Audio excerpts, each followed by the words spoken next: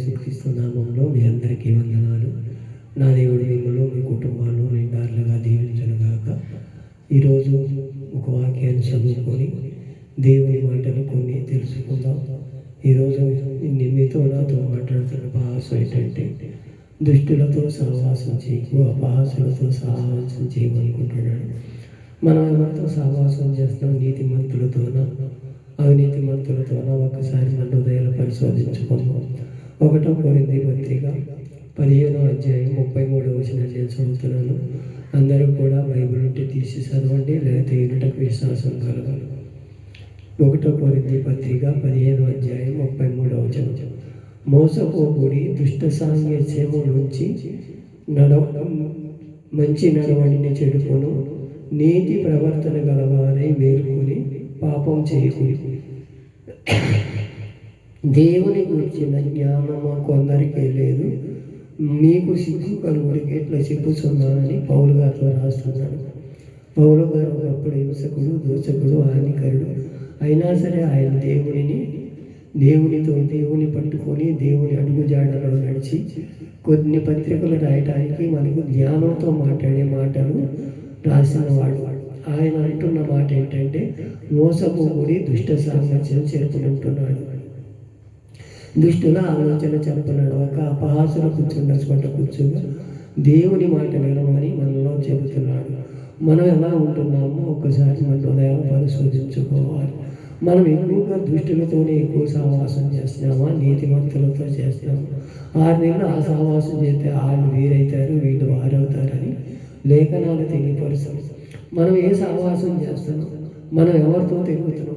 మనం ఎవరికి తెల్లారి అయితే ఏ సహవాసం అయితే చేస్తున్నామో ఒక్కసారి మన హృదయాలు పరిశోధించుకొని కొందరికంట జ్ఞానం లేదంట. మీ అందరి జ్ఞానం లేకపోతే జ్ఞానం అడగనట్టున్నాడు. ఆ జ్ఞానం మనం అడుగుతున్నామా? మన సొంత జ్ఞానాన్ని మనం ప్రయోగిస్తున్నామా? మీకు జ్ఞానం పదవకుండా నన్ను అడగండి, నేను జ్ఞానం ఇస్తాను. సొలొమోనుకి ఇచ్చిన జ్ఞానం నీకు ఇస్తాడు, నాకు ఇస్తాడు. సొలొమోను కూడా అదే అడిగాడు, అయ్యా నువ్వు ఇశ్రాయేలు మీద రాజుగా నన్ను నిలబెట్టావు, ఈ ప్రజల్ని వేలుటకు నాకు సరైన జ్ఞానం అనుగ్రహించాయి అంటే అనుగ్రహించాడు. జ్ఞానమే కాదు, ఆయనకు ఐశ్వర్యము, ఘనతను కూడా తెచ్చాడు. నీకు నాకు కూడా మనం అడగగలుగుతున్నామా? మా సొంత నిర్ణయాలు తీసుకుని దేవుని ఎదుట సతికిల పడుతున్నాము. ఒక్కసారి మన హృదయాలు పరిశోధించుకోవాలి. మేలు కలుగుటికేనంట. మనకి మేలు కలగాలని ఆయన ఆలోచన చేస్తుంటే మనం ఎంతవరకు దుష్టుడికి ఎక్కువ అలవాటిస్తున్నాం. మేలైన మార్గంలో నడవండి, మేలు మీకు చేస్తాను, మిమ్మల్ని మీ ఉన్నతమైన స్థానంలో నిలబెడతానని కోరుకుంటున్నాడు. అలాంటి స్థానంలో ఉండగలుగుతున్నామా లేదా ఒక్కసారి మన హృదయాలు పరిశోధించుకుని నీతి ప్రవర్తన గలవారై ఉండమంటున్నాడు. మనలో ఆ నీతి ఉందా? మనం నీతిమంతులు ఎట్లా అయ్యామంటే ఆయన రక్తంతో కడగబడి, ఆయనలో అంటుగట్టబడి, నమ్మి బాప్తిసం పొంది ఆయన రక్షణ అనుభవం పొందుకుంటే నీతి గలవాడయ్యాం. అలా నీతిమంతులు ఉండగలుగుతున్నామో లేదో ఒక్కసారి నీతి ప్రవర్తన గలవారై మేలుకొని పాపం చేయకూడదు అంటున్నాడు. మనం ఒకసారి మనం నమ్మి బాప్తిసం అంతా బాగానే ఉంటుంది, అన్నీ బాగానే ఉంటాయి. కొన్నిసార్లు ఒక్కోసారి సాతాను దుష్టుడు వచ్చి మన పాపంలో దింపుతున్నాడు. ఇదే నిజమేమో, ఇదే సుఖమేమో, ఇదే మంచిదేమోనని అదే ఆలోచనలో దిగిపోతున్నామేమో. ఒకసారి ఆలోచన. మోసపోకుడి, దుష్ట సాంగత్యం చేయడానికి ఎన్నో నన్ను హెచ్చరించడం, అదే ఆలోచనలో ఉంటున్నామేమో. ఒకసారి మన హృదయాలు పరిశోధించి మోయోబీలు, యోదేమీలు, వీళ్ళందరూ సీదోనీయులు కూడా వీళ్ళందరూ కూడా అలాంటి వారే. ఆనాడు రాజుల పరిపాలన కోసం చేసినప్పుడు కూడా వీళ్ళందరూ కూడా దేవుని చేత ఎదివేయబడిన వారే. మనం కూడా ఆ స్థితిలో ఉంటున్నామేమో. ఒకసారి మనం ఆలోచన చేద్దాం. సామెతల గ్రంథము 13వ అధ్యాయం 20వ వచనంలో కూడా అంటున్నాడు, జ్ఞానుల సహవాసము చేయవాడు జ్ఞానం గలవాడవును, మూర్ఖుల సహవాసం చేయవాడు చెడిపోవును అంటున్నాడు. ఒకప్పుడు సొలొమోను కూడా మంచి జ్ఞానవంతుడే. జ్ఞానం కావాలని అడిగి లాస్ట్కి ఏమైపోయాడు? ఎన్నో 3,000 సామెతలు రాసిన వాడు రాసి ఏమయ్యాడు? కామంతో కుదిపోయి దేవునికి దూరం అయిపోయాడు. మనం కూడా అలాంటి స్థితిలో ఉంటున్నాం. ఒక్కోసారి కష్టంలో వచ్చినప్పుడు ఏమీ లేనప్పుడు మనం అన్నీ ఏమీ లేనప్పుడు దేవుని ఆయన పాదాలు పట్టుకొని బతిలాడుకుంటే ఆయన అన్నీ కలగజేసినాక అన్నీ కలిసి వచ్చినాక మనము ఆయన మాట వెనక ఆయనలో మనం నడవక మన సొంత జ్ఞానం మన సొంత ఆలోచన చేస్తున్నాం. మేము సౌలు కూడా అలాగే చేశాడుగా. ఇశ్రాయేలు మొదటి రాజుగా చేస్తే ఆయన ఏం చేయగలిగాడు? సోది చెప్పించుకునే కాడికి వెళ్ళిపోయాడు. అన్నీ కలిసి వచ్చినాయి కదా, ఇది కూడా కలిసి వస్తుందేమో నేను ఆలోచనలో ఉండిపోయాడు. మనం కూడా అలాంటి స్థితిలో ఉంటున్నామేమో. మనకేమన్నా ఇది లేదేమో చూడమంటున్నాడు. ఇది ఎవరు సావాసం చేస్తే మూర్ఖులు సావాసం చేస్తే మూర్ఖులు అవుతారు. వ్యభిచారం చేసే వాళ్ళు సావాసం చేస్తే దొంగతనం చేసే వాళ్ళు సావాసం చేస్తే ఏ సావాసం చేస్తే ఆ సావాసం వాళ్ళు అవుతారంట. మనం ఏ సావాసం చేస్తున్నాము ఒక్కసారి మన హృదయాలు పరిశోధించు. ఈ రాత్రికాల సమయం నీతో నాతో మాట్లాడుతున్నాం. మోసపోకుడి దుష్ట సాంగత్యం మంచి నడవడిని చెడుపును అపహాసలు కూర్చున్న దుష్టుల ఆలోచనతో నడవ అపహాసల చోట కూర్చుండగా ధర్మశాస్త్రాన్ని దేనం పాటించమంటున్నాడు.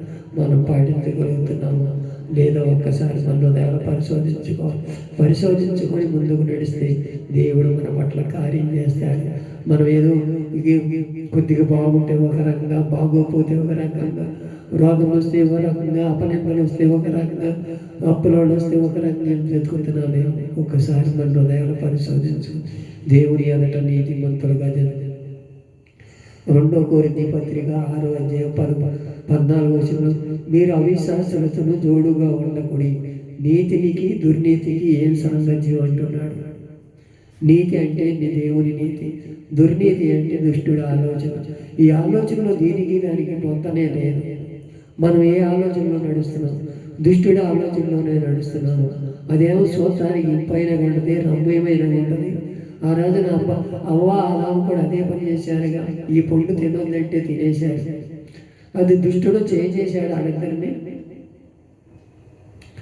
అలాగే మామూలు అక్కడి నుంచి తోసివేయబడ్డారు దేవుని పని దగ్గర నుంచి.